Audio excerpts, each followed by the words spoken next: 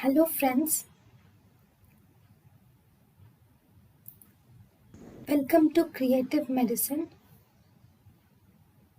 In this lecture, we will learn about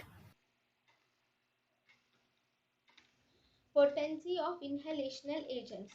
The potency of inhalational agents is directly proportional to the lipid solubility according to Mayer-Overton rule.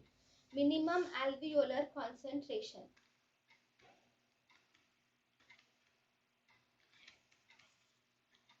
According to the Mayer-Overton rule, potency is directly proportional to the lipid solubility.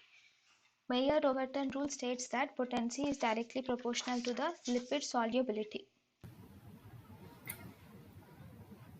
thank you and thank you for watching.